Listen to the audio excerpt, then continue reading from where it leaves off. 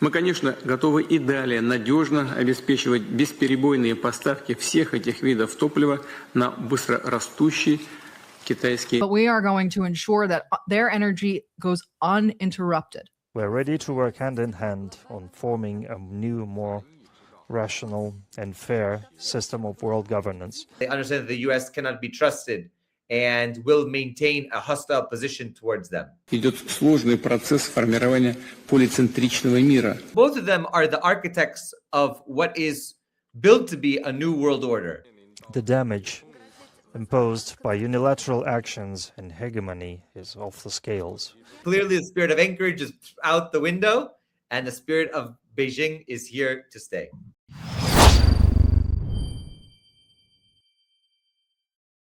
All right, so you guys saw the amazing edit put together by Rupley. This is Putin's address before his departure for China. Дорогие китайские друзья, приветствую вас. Рад в очередной раз посетить Пекин по приглашению моего давнего доброго друга, председателя КНР Си Цзиньпиня. Регулярный обмен взаимными визитами и проведение российско-китайских переговоров на высшем уровне – важная, неотъемлемая часть наших совместных усилий по развитию всего комплекса отношений между двумя странами, раскрытию их по-настоящему безграничного потенциала. Напомню, что 25 лет назад Россия и Китай подписали договор о добрососедстве, дружбе и сотрудничестве, заложивший прочную основу для формирования подлинно стратегического взаимодействия и всеобъемлющего партнерства на благо наших стран и народов. И в настоящее время российско-китайские отношения достигли действительно беспрецедентного уровня. Их особый характер проявляется в атмосфере взаимопонимания и доверия, готовности сотрудничать на обоюдовыгодных и равноправных началах, вести уважительный диалог, оказывать друг другу поддержку в вопросах, затрагивающих коренные интересы двух стран, включая защиту суверенитета и государственного единства. Россия и Китай уверенно смотрят в будущее и активно развивают контакты в политике, экономике, оборонной сфере, расширяют гуманитарные обмены, поощряют межчеловеческое общение. То есть сообща делают все то, что служит углублению двустороннего взаимодействия и делу всемирного развития наших государств. Важно, что именно эти вопросы составят повестку дня предстоящих в Пекине переговоров. He looks kind of angry. I don't know, not angry at China, but from you, I wanted a historical perspective because Putin says our relations have reached an unprecedented level, the highest they've ever been. What, and from a historical and geopolitical standpoint, what does that mean? The Russian Empire and China before the 20th century, they had a common border for centuries, but they were at times somewhat friendly, a little bit warm, oftentimes hostile to one another, especially on borders and border peoples, questions around Mongolia, Manchuria, Heilongjiang in the north, all these places, also the border in Central Asia. Don't forget that some portions of that also belonged to the Soviet period and were a part of China and then part of the Soviet Union, then back to China. And it wasn't until 1949 to 1959, in that sort of period of time, where you had a deepening, really was up until the Sino-Soviet split, where you had a real deepening of the ties. The Soviet Union helped to build modern China. The Soviet Union helped with its engineers to launch tremendous advances for the Chinese people in terms of industry, technology, education, and so on. And then China, after the Sino-Soviet split, took it on its own. The Soviet Union and China went to war with each other over the border and over issues. They were pitted against each other by the United States. This was part of Nixon's project as well, and Kissinger. And it wasn't until really 89 and the aftermath where the Chinese realized that, number one, they lost the Soviet Union, and they realized that that was a historic and strategic error on their part. And in order to counter that, they tried to deepen ties after 2000. Really, there were some attempts during the Yeltsin period, but it really was after, in the 2000s, the Jiang Zemin period into the Hu Jintao period. And now under President Xi Jinping, it has become essential that they deepen ties to an extraordinary level. Why? Because both of them are the architects of what is built to be a new world order, a multipolar world order, a world order where they keep framing it as a just international order, not an order of hegemony and an order of unilateralism, but an order of multilateralism. So China and Russia today have the deepest connections. Why?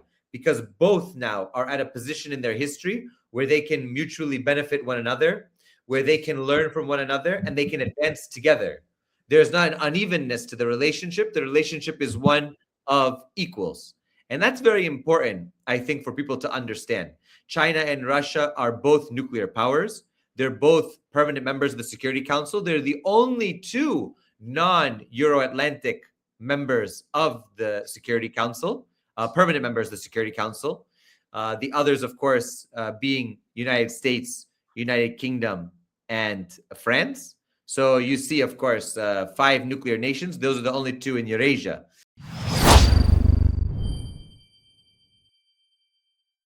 Забыть уже про дух Анкориджа и говорить про дух Пекина, например, или что-то такое. Ну, наверное, дух Пекина существует. Я не знаю про дух Анкориджа. Я ни разу не употреблял это словосочетание.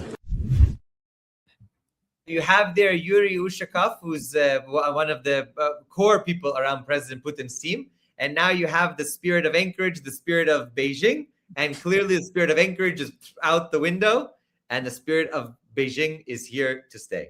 I've never mentioned spirit of Anchorage once in my life. Like he was so like disgusted. He's like, I've never said that.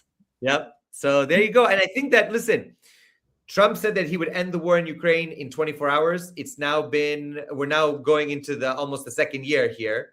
We're now entering into almost half of Trump's presidency, and we still don't have an end. In fact, we see a deepening of the conflict. So in that sense, I think that the spirit of Anchorage has slowly waned and disappeared.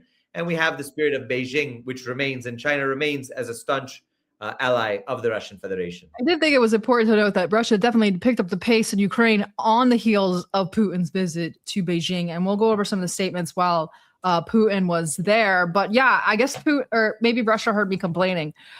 But I was complaining about, I was like, what's going on in Ukraine? And then like 2 days later, 2 days in a row, huge strike. So the pace there has also picked up while these trips are happening. Господин председатель, господин Си Цзиньпинь, дорогой друг, уместно будет употребить китайскую поговорку. Насколько нам известно, в Китае говорят, не виделись день, а как будто минуло 3 осени. Мы действительно рады очень вас видеть. Мы сверяем постоянно часы, и лично, и через наших помощников, через правительство. Я тепло вспоминаю, как в прошлом году мы здесь имели возможность вместе принимать участие в праздновании 80-летия Победы во Второй мировой войне. They are like, it's a little gay. This is a bromance. I don't think there's any 2 world leaders that are as close as Putin and Xi, like on an actual friendly level. Xi has called him his best friend, his most valuable friend, personal friend, not political friend. And here's Putin whipping out Chinese proverbs about how much he misses him when he's not there. This is pretty serious. I'm jokingly saying that it's gay, but this is very serious for political entities of this magnitude to actually amicably get along. Not just do it because it's all in our best interests. Наше сотрудничество во внешнеполитических делах – один из главных стабилизирующих факторов на международной арене.